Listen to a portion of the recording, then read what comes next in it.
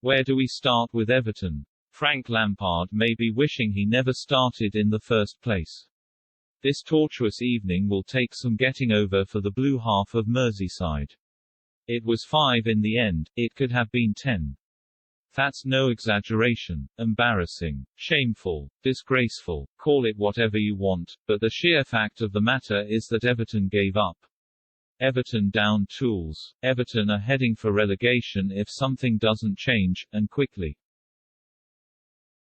Tottenham deserve credit, of course. They were clinical. Harry Kane looks to be approaching the sort of form that has deserted him for most of the season, while Dejan Kulusevski and Rodrigo Bentancur look excellent January purchases. But, somehow, Spurs' excellence was a sideshow on Monday night. The real story was Everton's ineptitude. If they aren't careful, they will become one of the biggest stories since the Premier League's inception 30 years ago.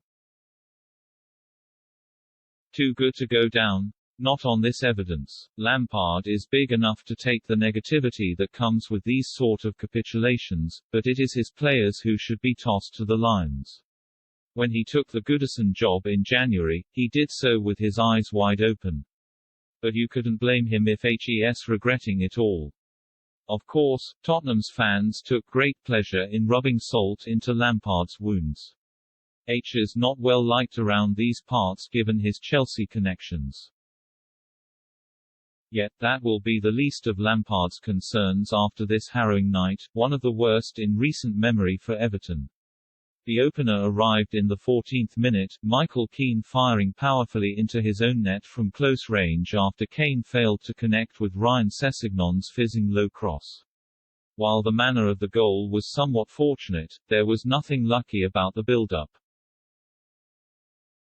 Rodrigo Bentancur's pass into Ben Davies was incisive. The Welshman's resultant ball into Sessegnon's path eliminated Seamus Coleman out of the game, and the former Fulham star's cross was virtually impossible to defend.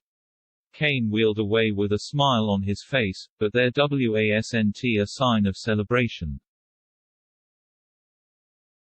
The striker reserved his adulation for Sessegnon, who is all of a sudden starting to unlock some of his undoubted potential. His Spurs career appeared to be going nowhere prior to Antonio Conte's arrival. Of course, with a big summer of rebuilding ahead, the Italian will offer no guarantees to Sessegnon beyond this season.